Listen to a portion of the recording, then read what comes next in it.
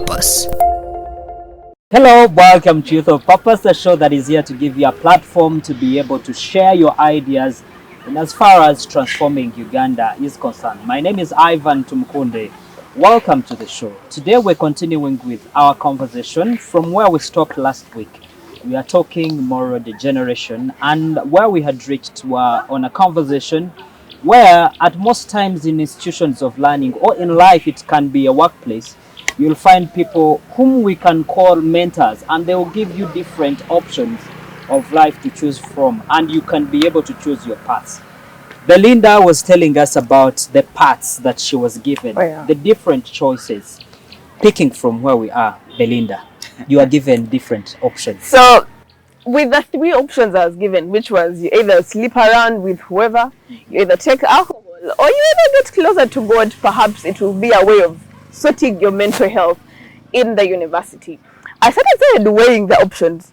One, I couldn't risk sleeping around because I imagined, what if I want to be a leader and here I am standing there speaking and all these men are looking straight into my eyes and like, hey, we have seen you naked. So I weighed so much. I said, I think this won't work out for me. The drugs and the alcohol were still not working out because I have grown in an environment, in a society, in a school which condemned. We went for seminars and all that keeps in my head is, please do not be those girls they always preached about. Please do not be those girls everybody is using as an example. And I said, so that is different. So perhaps maybe I will have to stick to God, which looks a safer option. So what happens in most cases? Which option did you choose? I said I now went to God because it was a better option. So you get to, sometimes when I see these girls do these dubious acts, I get to look at what was offered to them. Wow. Because when you look at examination period, sometime back after my examinations, I made a tweet and said, I thank God I am done with examinations. These things sometimes drain you. And people were laughing, you just didn't prepare, you didn't what, but only a student in examination period can understand the stress. Someone tells you, I want to read, I can just like, no, let us get these cookies, let us get this. Wow. They always have them, even at the university, they have a plug, someone who sells them, so they use them to probably keep awake and read throughout. And so you get to see that our response to different challenges that are brought before us is different. Someone will spend the entire semester without caring about their books, but they want to save the semester in one day. So It goes back to preparedness. And so the only alternative is, if I did this, it will help me like this. But it doesn't stop there. It continues and becomes part of your life. You get married to it. And then finally, we fail to define ourselves. I always talk to my fellow girls and tell them, you are much more than what is just average. You're much more than that beauty, because you see them, the whole trend is, oh, do I look good? But there is much more tied to you than just that we see. There's a lot of potential that you're sleeping on. Oh, yes. So can you unveil it? Can you discover what you're capable of doing? And that brings about the value that exactly. So because the things that are brought to us, we see them in a myopic view. I'm just going to use this and get done. They don't look at the aftermath. What happens at the end of it all? What defines me? Then where do I want to go? And so at the last minute, they are caught in between. They are fixed between a wall and, barbed wires. And so it is, where do I go? And then they're running to rehab. Families are constrained. A lot has happened. They have lost their names. They no longer know where they want to be. So it is a lot, but it is good for us to understand, who are we? What do we want to become? This that we are facing currently, is it for a lifetime? Can we get out of it? How have other people managed to get out of it? How can we respond to these different mental health challenges? And I think that information directly goes to the young people. For example, you're going to join institutions of learning. Mm-hmm. When you get there, you're going to find different options, like she said. You will find a group of young people who basically, for them to be able to live a life they want, it's about going to the bars in the nights. The rest, it will be that every Sunday, midweek, they go for service. And it's basically religion that is going to help them to be able to move throughout the university. There are very many choices. Others are going to take on drugs and of the sort. So that is up to you to choose which path is going to help you to go throughout your institution of learning and be able to achieve exactly the goals that you do have. Coming back to you, Piloya, I want us to talk about the issue of sexual immorality. Why is it now so easy that as young people, sex has become some sort of game that you're certain you will just play, go away with it, and find it as if nothing has happened. What is happening? Well, thank you so much, Ivan. Now, what has happened is we no longer care. The young girls of this generation no longer care. The boys too, I don't think. And yeah, the men, actually the men no longer care because they're supposed to be our can say the young caretakers. people no longer care. Young people, but I mean, anyways, the young people no longer care. And even when you look at not only young people, by the way, even those who have made it no longer care. Why am I bringing this? Now, young people face this a lot, especially even, let me zero to the leadership. When a young girl wants to thrive, straight, let me say from maybe Bushenyi or Rukunjiri, this person wants to come for, or even Omoro. This person wants to come for a position, yeah? And then she's looking at my value. I want to be someone. I want to be like Belinda. I want to be like the vice president of this country. Where do I start from? But you know, my parents' background do not determine where I am going. So I'll begin looking for help because they say you can knock doors and you cannot fail to knock them. Who knows, the doors may open. So I come and knock your door, and because you're looking at me as a sex object, and you begin saying, before, what can you offer me? Like, you know, I am going to help you. I'm going to do this. You see, you talk about that, and it's a very big issue that even the president has come out to actually, he doesn't know what to do. That majorly at local governments, these young people go into the public commissions to get jobs. Yeah. And they are forced into having sex by these bosses before they get these opportunities, and at most times they don't have anywhere they can report. But that's not only in the local governments, in the ministries and everywhere. I've had my friends personally come to me crying that, I went to this gentleman and he told me that if we cannot do it, then don't bother. Someone goes and does all the interviews, and later someone calls them behind the panel and tells them that, by the way, if you want to go through, you got to do something. And it's happening so much everywhere, in private companies, in government. It's worse. Even in schools. You know, it so happened, actually, it dumbfounded me in 2021. I remember there was COVID period, and then I'm like, I can't just sit home, and I think I can contest. So I get to contest as I can rise up. I mean, I see myself there, and you know, this world has to be better. We are the young people anyways. So I get to pick up a ticket. It was an NRM ticket to contest as the Female Youth Councillor 5 of Omoro District. And you know, by and large, I started getting phone calls.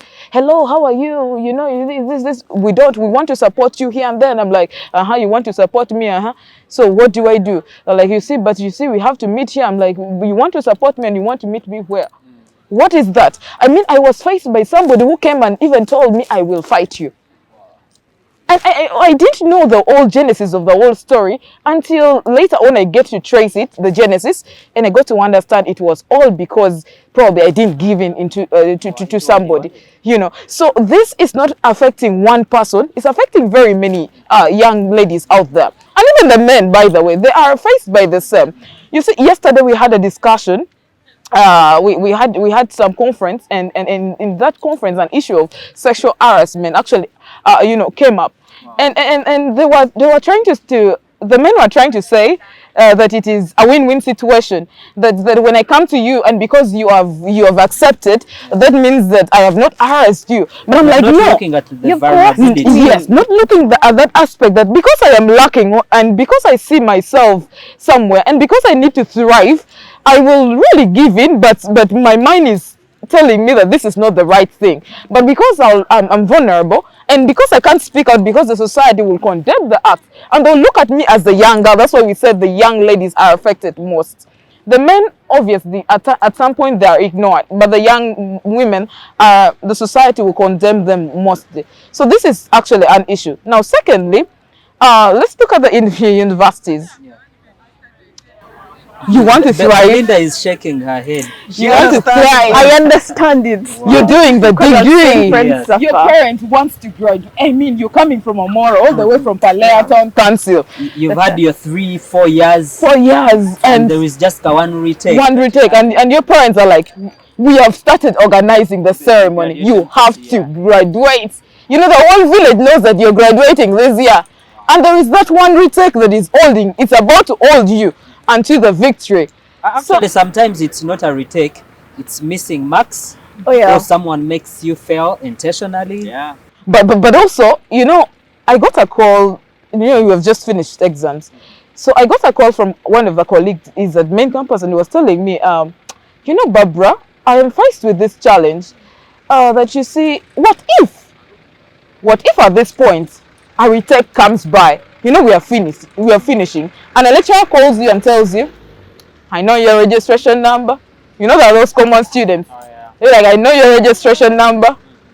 You are close to a retake. In fact, you have 48, Only 2 marks. but I can make you excel. So can we do something? And I told him, no, I can't. I told him, yeah, can we handle? Me, I told him, me, I can't, because I know. Actually, they no longer go around these Oh yes, days. it's direct. They are that open that they will tell you, this is what I want. We More have it, or we degradation.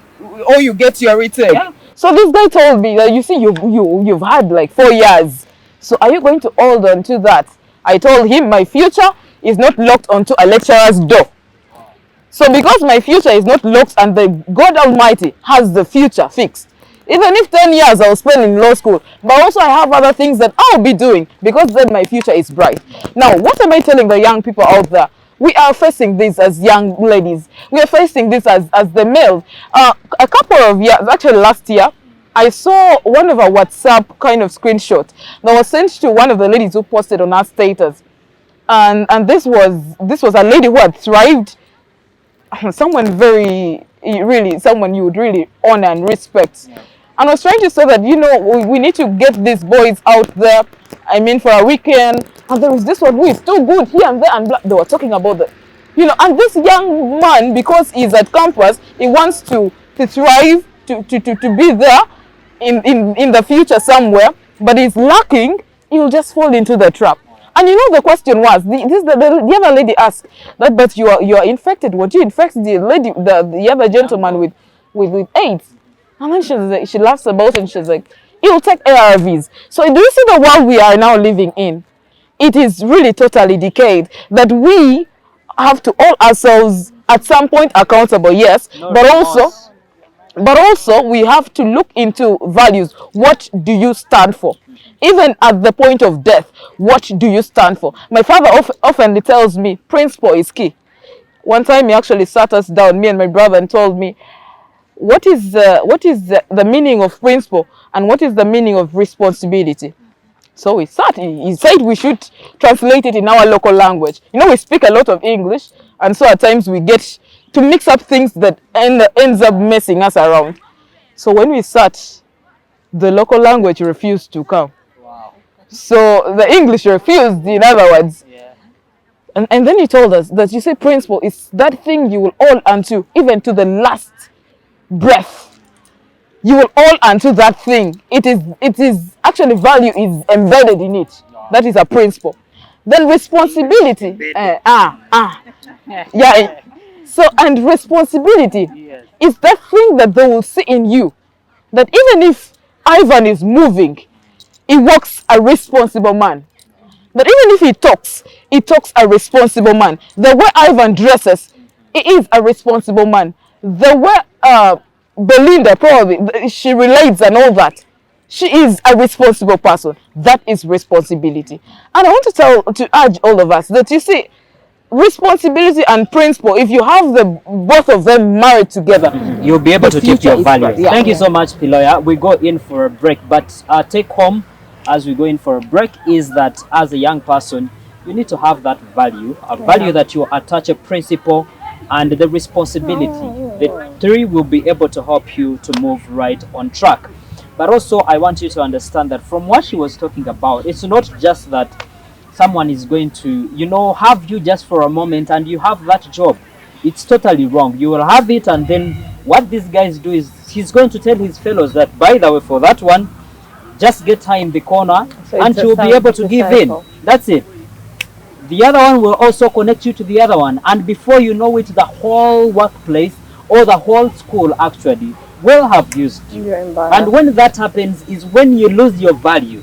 The moment you lose your value because of what has been happening to you, then you will not be doing anything attached to a principle of responsibility. And to the worst, when you find that these people fall sick, then they bring all the anger they have. For example, that lady, you don't know why she was saying that the boy will take ARVs when she infects him. Maybe she was also infected, and that anger is what she wants to put out there. So the issue of moral degeneration is that wide. And when we come back from the break, we are going to be looking at those basic causes and what we can be able to do to avoid them. We'll be right back. Welcome back. You're still watching Youth of Purpose. My name is Ivan Tumukunde, and on set I still have Hiloya, I have Belinda, and I have Asimwe. We are talking the issue of moral degeneration amongst the young people, and we are seeing how we can be able to work it out to make sure that we get medicine for this.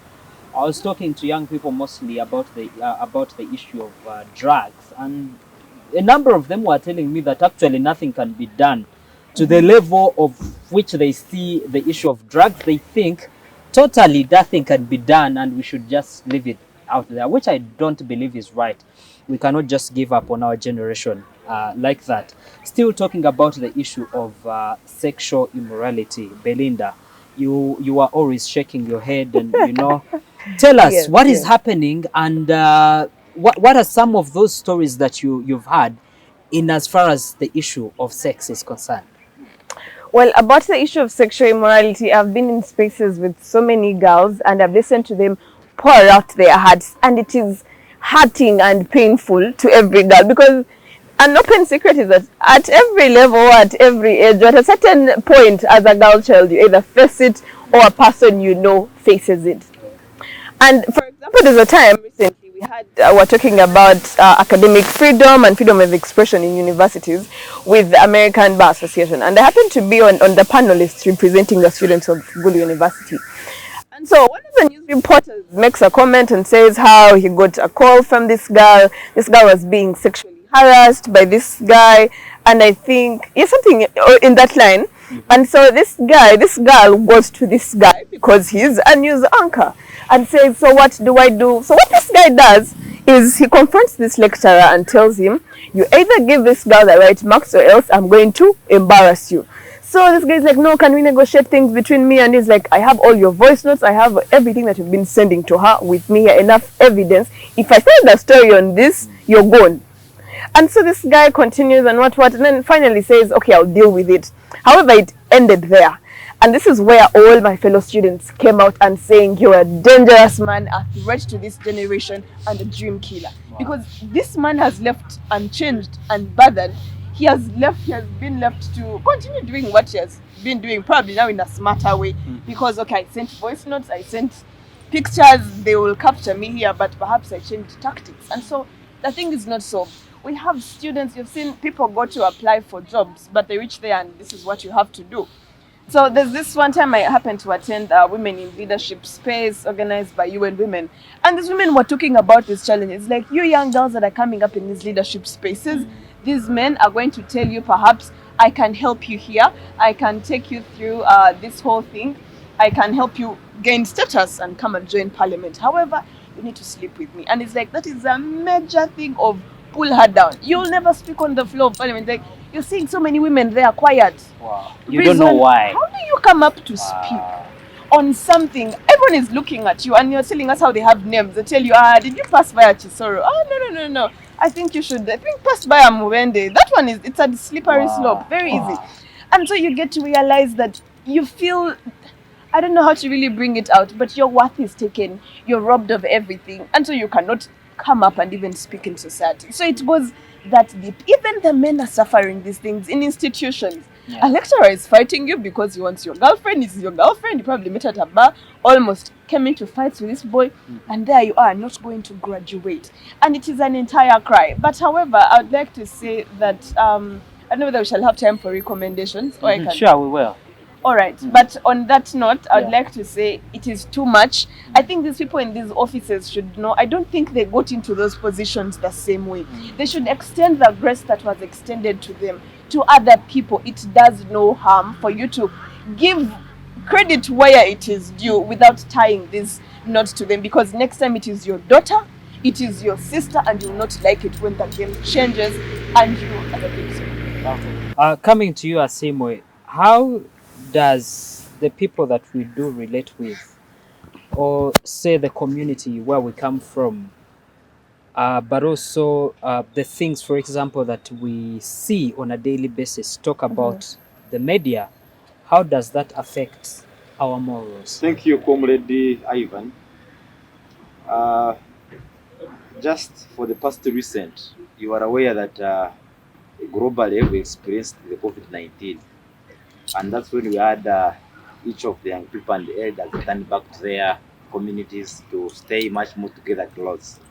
But you are also aware that you no longer have sex education like it used to be in the past, and because of that, it's actually on record that in 2021, I think around the October there was a plenary at Parliament whereby the chairperson of the Parliamentary Forum on Ethical Affairs, who is my honorable MP, Dr. Sabuturu, who is the honorable, made a motion on the ethical values within our community, and that in case it was not going to be dealt with people that do it, it was going to reduce on the socio-economic performance. So because of that, the people we relate with, they no longer care whether our elders or even the young ones. So that means that the idea of mentorship has not been promoted because the issue of mentorship has died and is not functional. People are not guided, and ideally people used to gather under the tree for community meetings. Elders talk to the young ones, whereby women should sit down, then men should sit on the benches and whatnot. So today we are seeking for one-on-one mentorship. Perhaps because through one-on-one, like I get Belinda, I get a colleague, I get so that can work out to relate with people entirely. And at Soaway, we believe in harnessing the wind beneath the wind, or harnessing the wind beneath your wings. That would mean that you cannot actually shoot and aim higher minus interacting with people who have already made it. That means we need to seek first to understand, but also to seek to ensure that we are close to people that have made it life.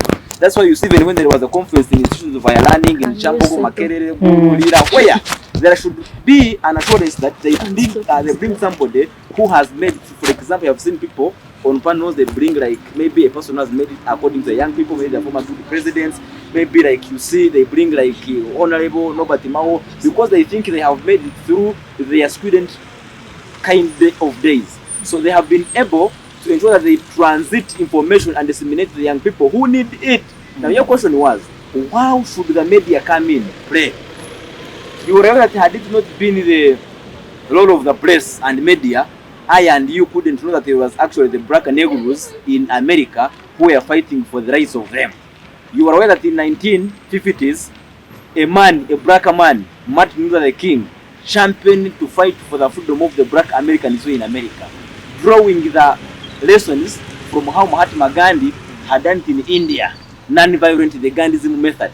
So you realize that that has been because of the role of the press. Now, I also want to say that today people consume what they see, I think 80% because of the role of media, either on social media, WhatsApp, Facebook, even radio stations, from radios and TVs. So the role of media, I would want to appreciate UBC, because this has been part of the platform whereby the young people meet and share their thoughts on how they see the next generation coming up.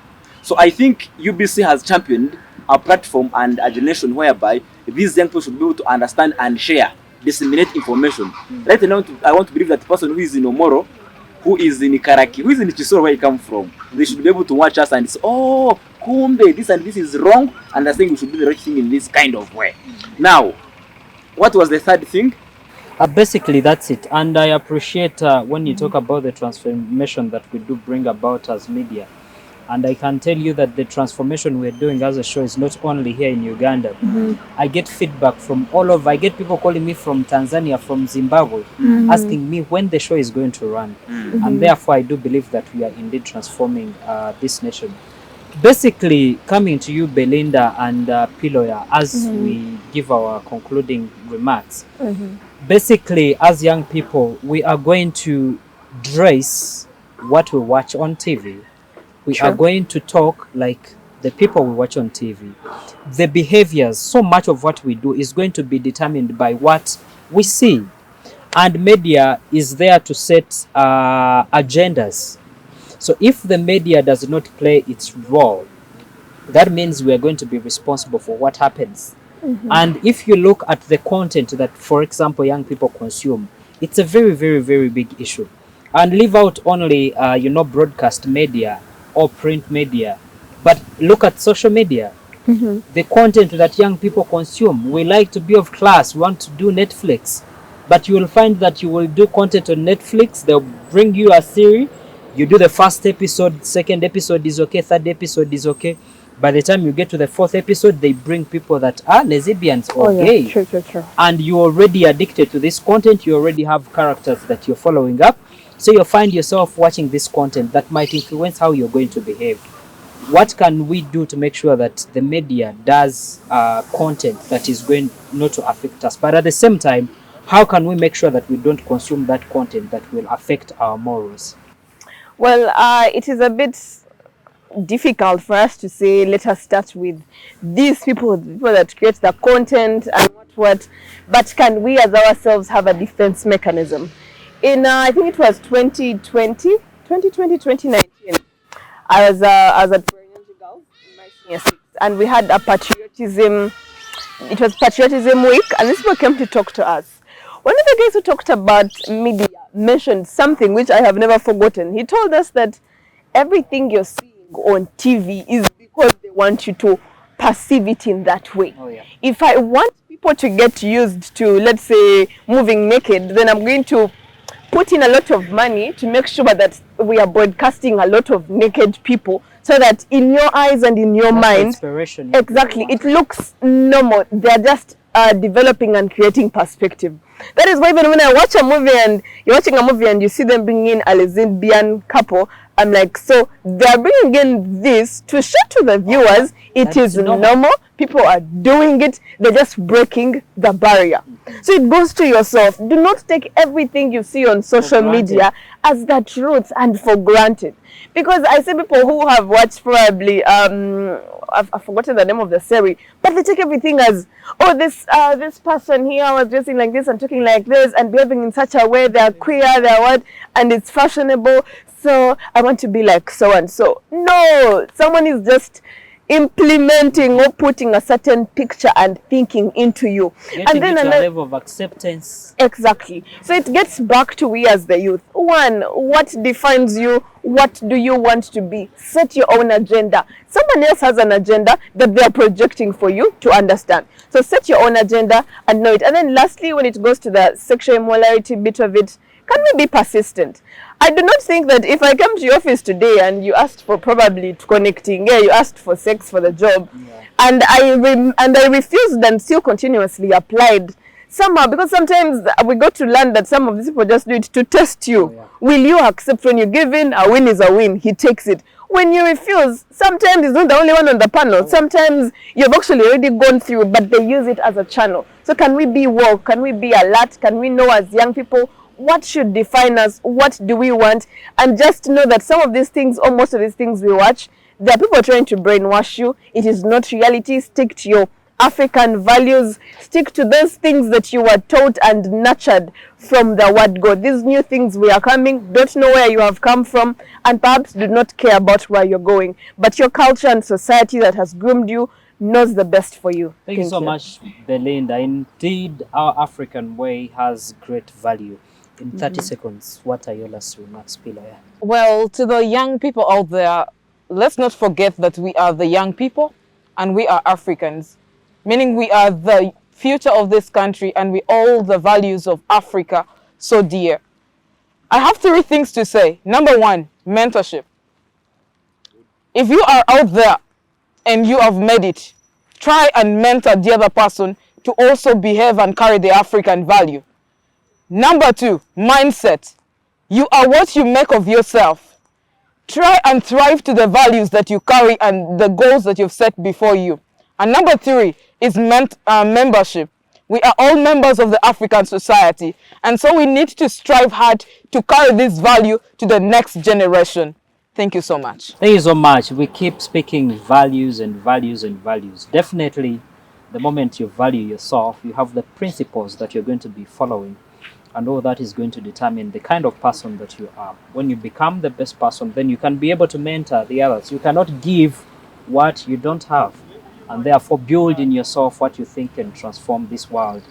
And then we can be able to spread it to the rest of Africa and make sure that we are the generation that is going to make Africa great. Again, as we understand that Africa was once a continent that all the other continents looked at. And therefore, let's take that responsibility to be the generation that is going to bring the greatness back. I thank you so much for watching this show. My name is Ivan Tumukunde. See you next time. Youth of Purpose.